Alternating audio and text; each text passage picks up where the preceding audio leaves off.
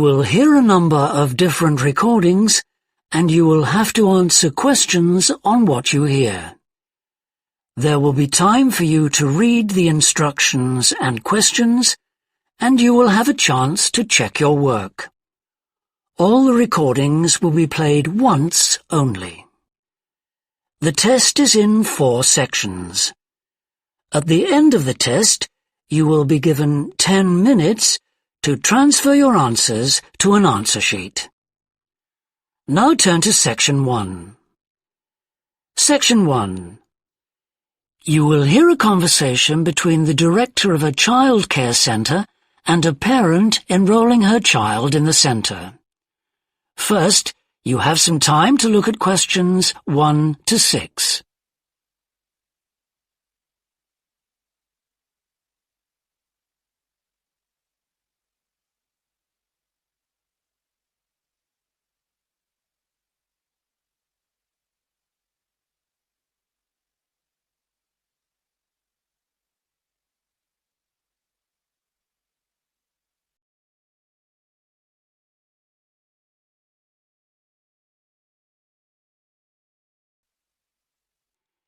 Now we shall begin. You should answer the questions as you listen, because you will not hear the recording a second time. Listen carefully and answer questions 1 to 6. Good morning. Welcome to the Early Learning Childcare Centre. How may I help you? Hi, I spoke to you last week about enrolling my daughter for next year. Oh, yes. I'll just get some details from you. So, you're her mother? That's right. And can I have your name? It's Carol Smith. And your daughter's name? It's Kate. Now, we have several groups at the centre and we cater for children from 3 to 5 years old. How old is your daughter? She's 3 now, but she turns 4 next month. I'll put 4 down because that's how old she'll be when she starts. Fine. She's so excited about her birthday and coming to the centre. Oh, that's good to hear. And what's your address? It's 46 Wombat Road. That's W-O-M-B-A-T.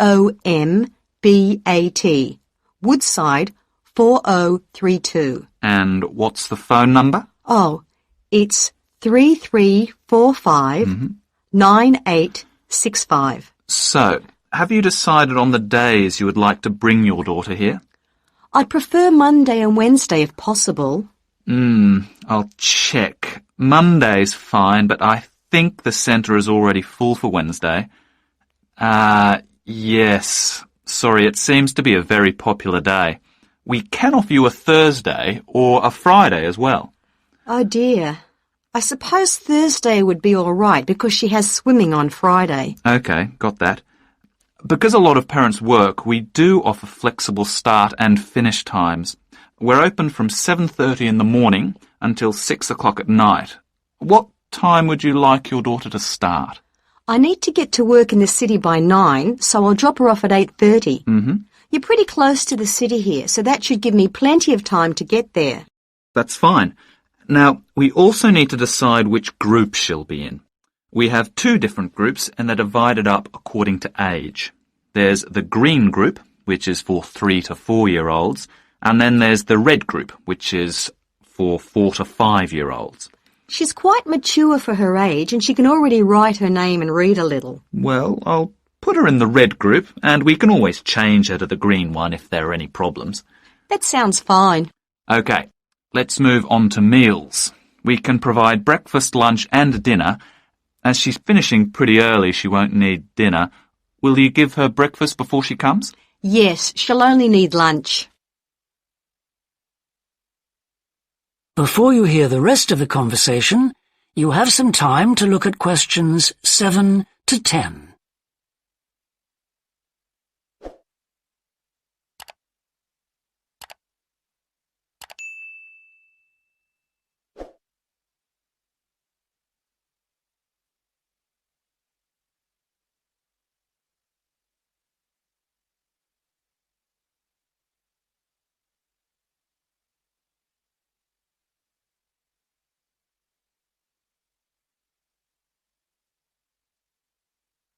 Now listen and answer questions 7 to 10.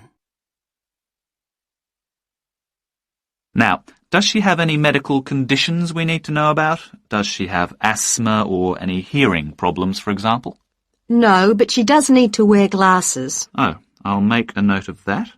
Yeah, she's pretty good about wearing them. She can't see much without them. Right. Okay. Now, I also need emergency contact details. So what sort of information do you need? Just the name and number of a friend or family member we can contact in case we can't get hold of you at any time. OK. That'd better be my sister, Jenny Ball. Uh-huh. That's B-A-L-L.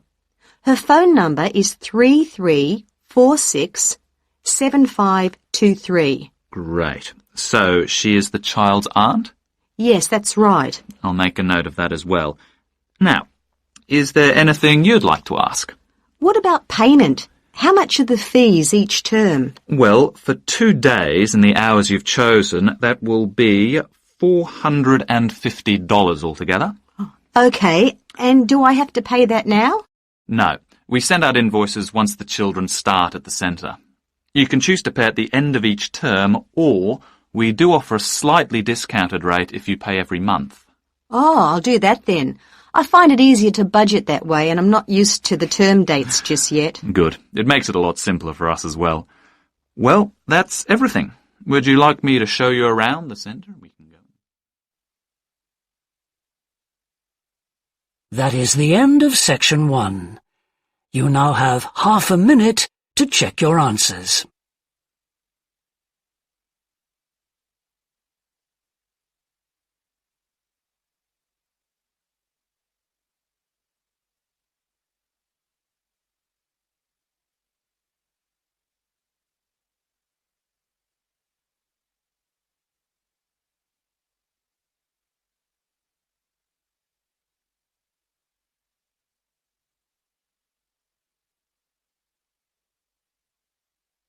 Now turn to Section 2. Section 2. You will hear a woman called Alice Bustle talking on the radio about the Dolphin Conservation Trust, an organization which tries to protect dolphins. First, you have some time to look at questions 11 to 15.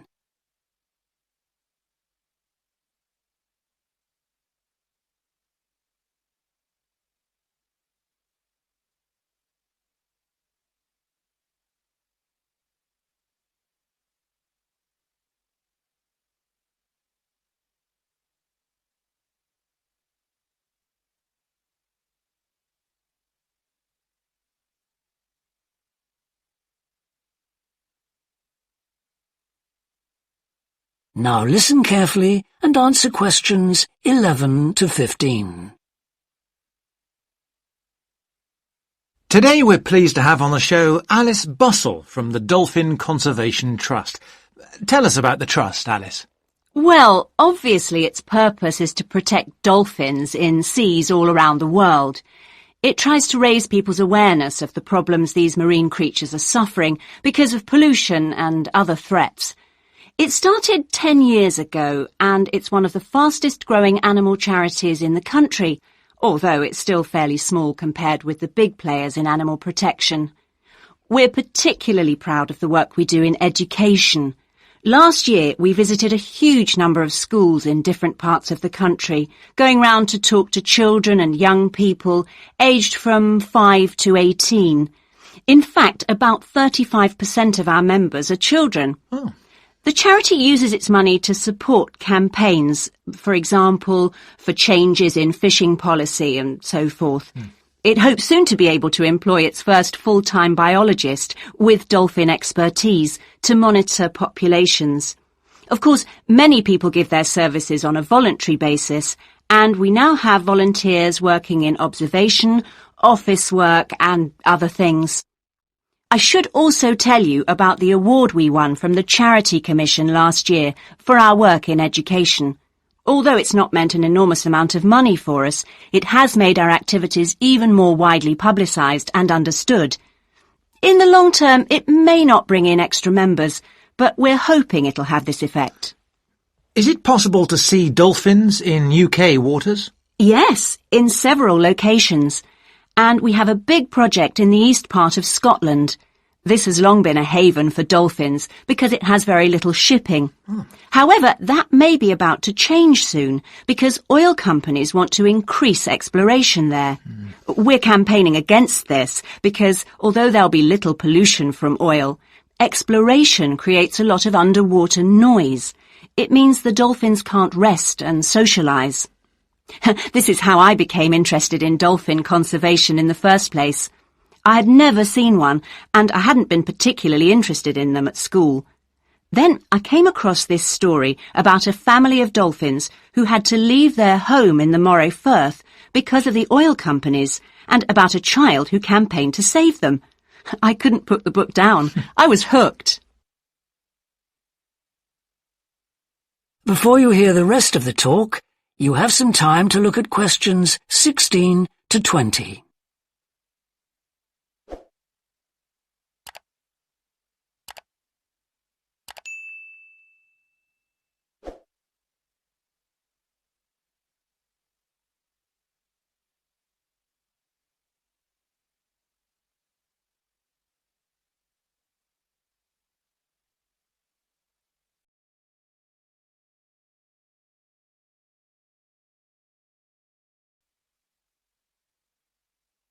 Now listen and answer questions 16 to 20. I'm sure our listeners will want to find out what they can do to help. You mentioned the Adopt a Dolphin scheme. Can you tell us about that? Of course. People can choose one of our dolphins to sponsor. They receive a picture of it and news updates. I'd like to tell you about 4 which are currently being adopted by our members: Moondancer, Echo, Kiwi and Samson. Unfortunately, Echo is being rather elusive this year and hasn't yet been sighted by our observers, but we remain optimistic that he'll be out there soon. All the others have been out in force. Samson and Moondancer are often photographed together, but it's Kiwi who's our real character, as she seems to love coming up close for the cameras, and we've captured her on film hundreds of times. They all have their own personalities.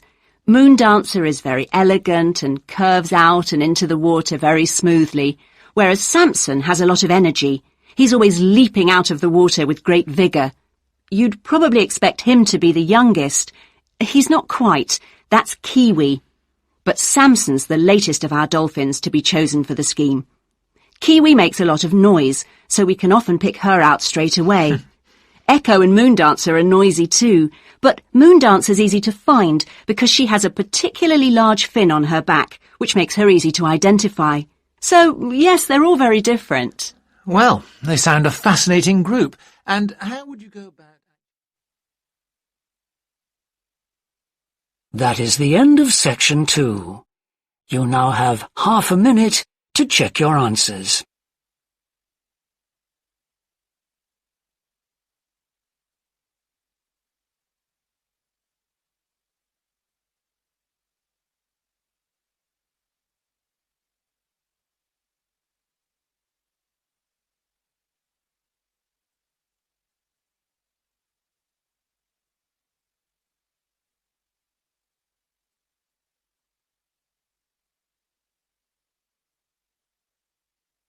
Now turn to section 3.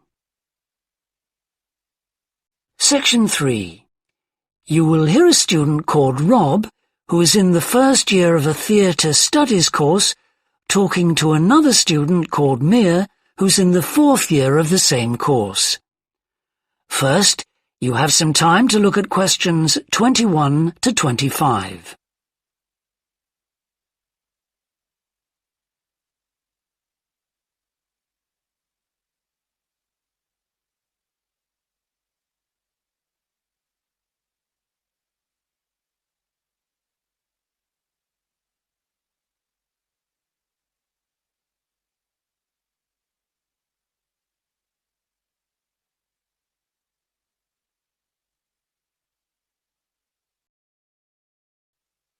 Now listen carefully and answer questions 21 to 25. Hi, Rob. How's the course going? Oh, hi, Mia. Yeah, great. I can't believe the first term's nearly over. I saw your group's performance last night at the student theatre. It was good. Really? Yeah, but now we have to write a report on the whole thing, an in-depth analysis. I don't know where to start. Like, I have to write about the role I played, the Doctor, how I developed the character. Well, what was your starting point? My grandfather was a doctor before he retired, and I just based it on him. Okay, but how? Did you talk to him about it? He must have all sorts of stories, but he never says much about his work, even now. He has a sort of authority, though. So, how did you manage to capture that? I'd visualize what he must have been like in the past when he was sitting in his consulting room listening to his patients. Okay, so that's what you explain in your report. Right. Then there's the issue of atmosphere. So in the first scene we needed to know how boring life was in the Doctor's village in the 1950s. So when the curtain went up on the first scene in the waiting room, there was that long silence before anyone spoke.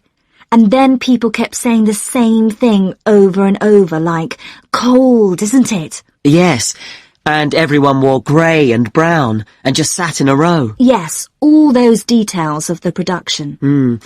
And I have to analyse how I functioned in the group, what I found out about myself. I know I was so frustrated at times when we couldn't agree. Yes. So did one person emerge as the leader? Sophia did. That was okay. She helped us work out exactly what to do for the production, and that made me feel better, I suppose. When you understood what needed doing? Yes. And Sophia did some research, too. That was useful in developing our approach. Like what? Well, she found these articles from the 1950s about how relationships between children and their parents, or between the public and people like bank managers or the police, were shifting. Interesting. And did you have any practical problems to overcome? Well, in the final rehearsal, everything was going fine until the last scene. That's where the Doctor's first patient appears on stage on his own. The one in the wheelchair? Yes, and he had this really long speech with the stage all dark except for one spotlight. And then that stuck somehow, so it was shining on the wrong side of the stage. But anyway, we got that fixed, thank goodness. Yes, it was fine on the night. Before you hear the rest of the discussion, you have some time to look at questions 26 to 30.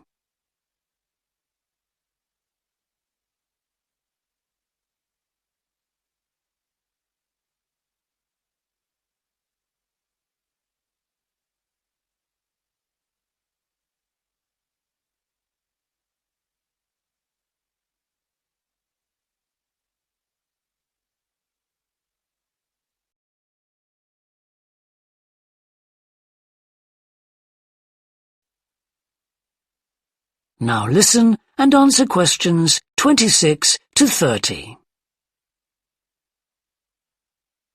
But while you're here, Mia, I wanted to ask you about the year abroad option. Would you recommend doing that? Yes, definitely. It's a fantastic chance to study in another country for a year. I think I'd like to do it, but it looks very competitive. There's only a limited number of places. Yes. So, next year, when you're in the second year of the course, you need to work really hard in all your theatre studies modules. Only students with good marks get places. You have to prove that you know your subject really well. Right. So, how did you choose where to go? Well, I decided I wanted a programme that would fit in with what I wanted to do after I graduate. So I looked for a university with emphasis on acting rather than directing, for example. It depends on you. Then about 6 months before you go, you have to email the scheme coordinator with your top 3 choices. I had a friend who missed the deadline and didn't get her first choice, so you do need to get a move on at that stage. You'll find that certain places are very popular with everyone. And don't you have to write a personal statement at that stage? Yes. Right. I'll get some of the final year students to give me some tips. Maybe see if I can read what they wrote. I think that's a very good idea. I don't mind showing you what I did. And while you're abroad, don't make the mistake I made. I got so involved I forgot all about making arrangements for when I came back here for the final year. Make sure you stay in touch so they know your choices for the optional modules. You don't want to miss out doing your preferred specialisms. Right. That is the end of section 3. You now have half a minute to check your answers.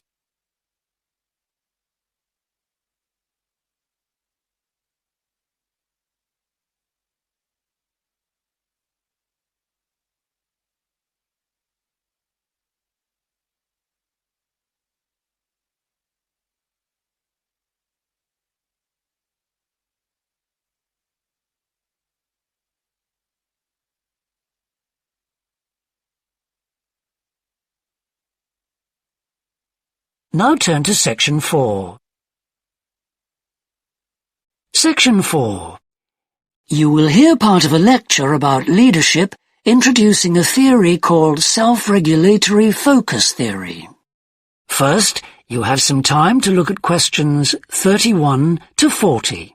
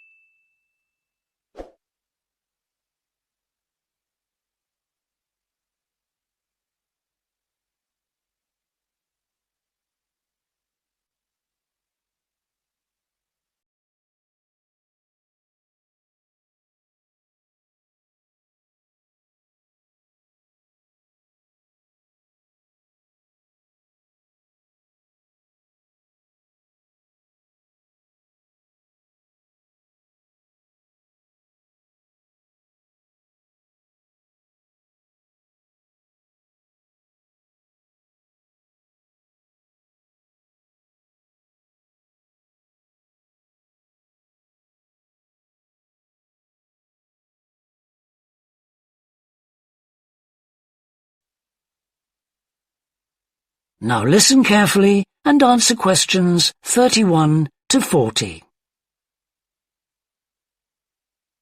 Today, I want to talk about self-regulatory focus theory and how the actions of leaders can affect the way followers approach different situations. Self-regulatory focus theory is a theory developed by Torrey Higgins. He says that a person's focus at any given time is to either approach pleasure or avoid pain. These are two basic motivations that each and every one of us has, and they cause us to have different kinds of goals. Promotion goals in different life situations emphasize achievement. Prevention goals are oriented towards the avoidance of punishment. In a specific situation, our thoughts might focus more on promotion goals or more on prevention goals. The theory suggests that two factors affect which goals we are focusing on. First, there is a chronic factor. This factor is connected to a person's personality and says that each person has a basic tendency to either focus more on promotion goals or focus more on prevention goals as part of his or her personality. Second, there is a situational factor, which means that the context we are in can make us more likely to focus on one set of goals or the other. For example, we are more likely to be thinking about pleasure and to have promotion goals when we are spending time with a friend. In contrast, if we are working on an important project for our boss, we are more likely to try to avoid making mistakes and therefore have more prevention goals in our mind. Research has shown that the goals we are focusing on at a given time affect the way we think.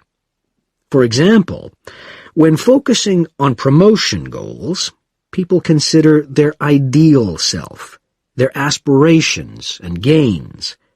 They don't think about what they can lose. so they think in a happier mode. They feel more inspired to change. When people are focusing on prevention goals, they think about their ought self. What are they supposed to be? What are people expecting from them? They consider their obligations to others. As a result, they experience more anxiety and try to avoid situations where they could lose.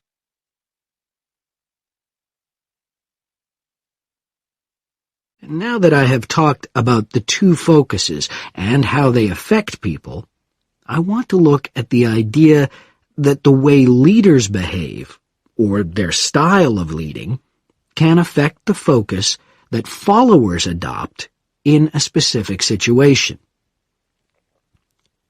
In talking about leadership, we often mention transformational leaders and transactional leaders. Transformational leaders, when interacting with their followers, focus on their development. In their words and actions, transformational leaders highlight change. Their speech is passionate and conveys a definitive vision. All of these things can encourage followers to think about what could be. In other words, they inspire a promotion focus in their followers. In contrast, transactional leaders focus on developing clear structures that tell their followers exactly what is expected of them. While they do explain the rewards people will get for following orders, they emphasize more how a follower will be punished, or that a follower won't get rewarded if his or her behavior doesn't change. In short, they emphasize the consequences of making a mistake. This emphasis will clearly lead followers to focus on avoiding punishment and problems. This is clearly a prevention focus. In conclusion, it is important to understand that one focus is not necessarily better than the other one. For a designer who works in a field where a lot of innovation is needed, a promotion focus is probably better. In contrast, a prevention focus, which causes people to work more cautiously and produce higher quality work, might be very appropriate for a job like a surgeon, for example. The main point of the research, though, is that the actions of leaders can greatly influence whether people approach a situation with more of a promotion focus or more of a prevention focus. That is the end of section 4. You now have half a minute to check your answers.